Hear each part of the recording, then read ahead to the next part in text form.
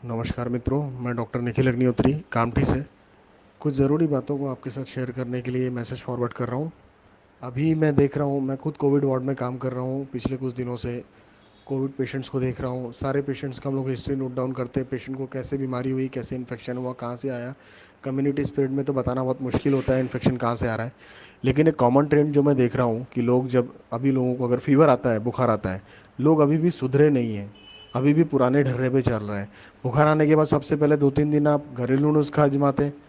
घरेलू नुस्खे से काम नहीं हुआ, आप पैरासीटामॉल ये वो टैबलेट लेके अपने मन से खा रहे हैं। फिर उसके बाद आप नज़दीक के डॉक्टर को दिखा रहे हैं।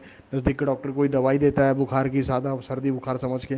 फिर वो ठीक नहीं होता 2-3 दिन बाद। फिर उसके बाद टेस्ट का दौर चलता है, कभी ब्लड टेस्ट, कभी यूरिन टेस्ट, कभी वही विडाल निकल जाता है, कोई मलेरिया, कोई डेंगू, कोई टाइफाइड कर रहा है, टाइफाइड पॉजिटिव आ जा रहा है कोइंसिडेंटली, और टाइफाइड की ट्रीटमेंट चालू हो रही है, उसमें और 3-4 दिन पास हो रहे हैं। मतलब कुल मिला के कैसे भी करके बस 8 से 10 दिन पास करना है। कोरोना नहीं है, कोरोना नहीं है, और कोरोना बोल नहीं है बोल बोल के अपनी आंख मूंद करना है। आपकी आंख बंद करने से क्या आंख बुझ जाएगी? ये इतने लोग क्या बेकार में मर रहे हैं? ये आपको अभी भी आप जागे नहीं हो? ये 8 से 10 दिन आप ऐसे घरेलू नुस्खे लगा के जीपीस के पास ट्रीटमेंट लेके, या मैं ये नहीं बोलता जनरल प्रैक्टिशनर दिखाओ मत, दिखाओ, लेकिन वहाँ पर ये मलेरिया, टाइफाइड, ये डेंगू, ये विडाल टेस्ट, ये क्या मतलब है? एपिडेमिक का टाइम है भाई, एपिडेमिक के टाइम दूसरा कोई इन्फेक्शन होता ही नहीं है। सिर्फ कोविड ही एग्जिस्टेंस में है अभी। बुखार आया, सीधा जाके पहले टेस्ट कराओ कोविड का और तुरंत ट्रीटमेंट चालू करो। क्या टाइम पास करते हो?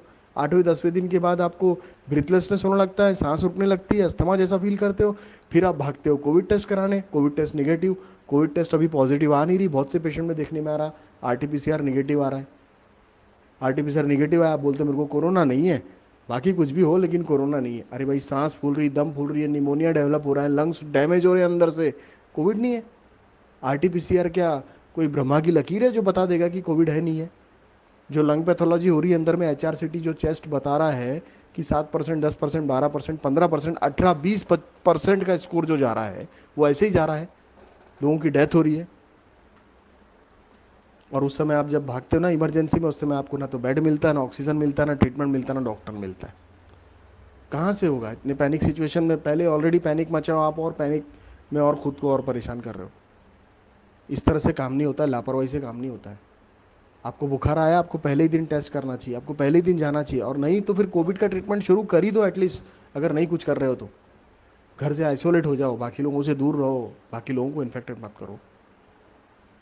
कि नहीं बस कोइंसिडेंटली अगर किसी को पता चल भी जाता है, वो ट्रीटमेंट ले भी लेता है, तो 15 दिन क्वारंटाइन रह गया, 15 दिन के बाद वो समझता है मैं तो सुपरमैन बन गया, मेरा कोरोना ठीक हो गया, मेरी रिपोर्ट नेगेटिव आ गई।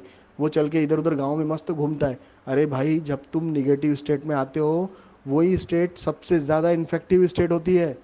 उसी समय सबसे ज़्यादा वायरसेस हमारी बॉडी से शेड ऑफ होते हैं, और वो वायरस हमारे आसपास के लोगों को जम के इन्फेक्ट करते हैं, क्योंकि उनने अपना कोर्स हमारी बॉडी पे पूरा कर लिया। 15 दिन का उनका खेल हो गया।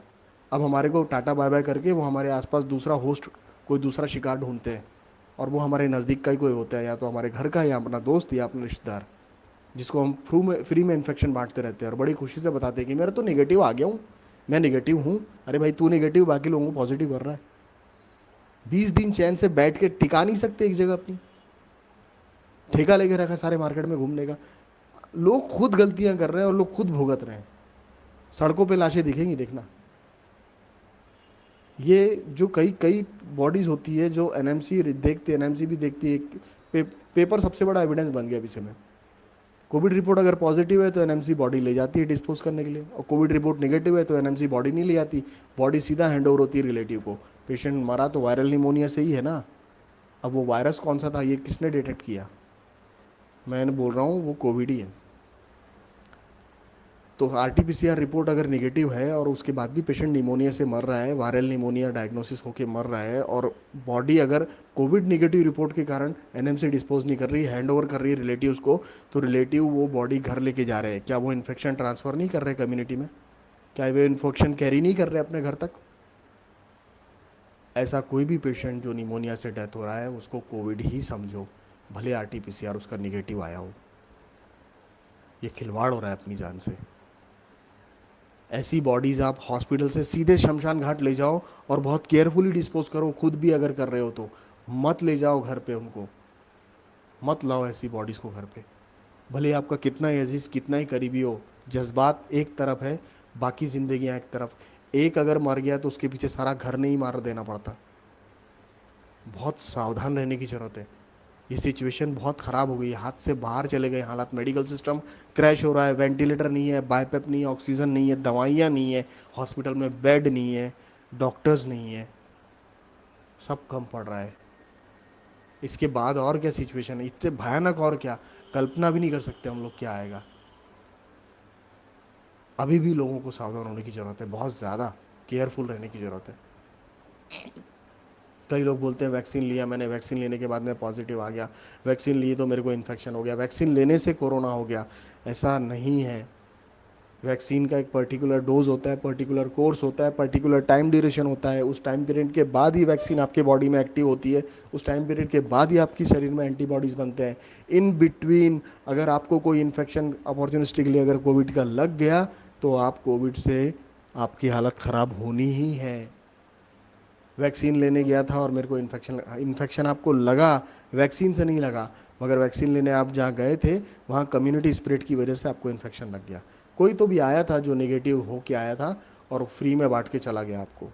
ये जो 15 दिन के क्वारंटाइन से निकल कर और फिर घूमने वाले जो लोग हैं ना कि मैं तो नेगेटिव हो गया, यही बहादुर हैं ये फैलाने वाले, और ऐसे ही लोग फैला रहे हैं इन्फेक्शन। जाने अनजाने कितने ही कैरियर्स हैं। अभी 50 से 60% लोग पॉपुलेशन में कैरियर का काम कर रहे हैं और इन्फेक्शन स्प्रेड कर रहे हैं। उनको खुद को भी नहीं पता कि मेरे को ये कोविड है, बिकॉज वो सिम्टोमेटिक है। ऐसे कई लोग हैं जो फैला रहे हैं। नए स्ट्रेन आ गए वायरस के। 12 घंटे में पेशेंट का जो सिटी का स्कोर है वो 2 से 12 पे चला जाता है, 12 से 22 पे चला जाता है 12 घंटे में। आप घर से लाते हो पेशेंट हॉस्पिटल में, पेशेंट अगले दिन सवेरे पेशेंट की बॉडी निकलती है वहाँ से, और आप बड़े चीख चीख के हॉस्पिटल से लड़ते हो कि हम तो चलता फिरता लाए थे, 90 का सेचुरेशन था, 2 का सिटी स्कोर था, ऐसे कैसे मर गया। ये नया स्ट्रेन है भाई साहब, नया स्ट्रेन है। 12 घंटे में 80% लंग खा जाता है, डैमेज कर देता है, मौका नहीं देता संभलने का। कोई दवा काम नहीं करती, कोई वेंटिलेटर सपोर्ट नहीं करता। वेंटिलेटर सपोर्ट कैसे करेगा, हार्ट बंद हो जाता है पेशेंट का। कैसे दिमाग में लोग कल्पना लड़ते हैं कि लोग लाशों को वेंटिलेटर लगा के डॉक्टर रखते हैं। अरे कैसे रखेगा भाई, एक फूटा हुआ बलून में हवा कैसे भरोगे आप, भर ही नहीं सकते। आप में ताकत है, भर के बताओ मेरे को। जो चीज़ पॉसिबल नहीं है, जो चीज़ नहीं हो सकती, उन चीज़ों के पीछे दिमाग क्यों लगा रहे हो। अरे जो फैक्ट है, अभी आप फैक्ट को देखो, सच्चाई को देखो, सत्य के धरातल पे खड़े होकर सोचो तो। आप क्या खिलवाड़ कर रहे हो अपने साथ में, काढ़ा पी रहा हूँ, पैरासीटामोल खा रहा हूँ, डॉक्सी खा रहा हूँ। अरे मत करो ये सब यार। आरटीपीसीआर कराओ, आरटीपीसीआर निगेटिव आ रहा, फिर भी कोविड का ही ट्रीटमेंट लो। किसी भी फीवर को सादा फीवर मत समझो। महामारी का समय है, एपिडेमिक का दौर है। यहाँ पे फीवर सादे नहीं होते भाई साहब, यहाँ हर फीवर कोविड ही है। आप यकीन मानो चाहे नहीं मानो, बाकी अपनी जान की सलामती के लिए आप लोग सब जिम्मेदार हो। मेरा जो अनुभव था मैंने आपके साथ शेयर किया। अगर इसके कारण किसी की जान बचती है तो मैं अपने आप को बहुत धन्य समझूंगा। Thank you very much. एक ड्यूटी समझ के आप लोगों के साथ शेयर कर रहा हूँ। प्लीज़ आगे फॉरवर्ड करिए, सुनिए, कुछ सीखिए, समझिए इस मैसेज से। मेरे अगर मैं आपको सिखाने में सक्षम हुआ तो मैं बहुत खुद को धन्य समझूंगा। Thank you.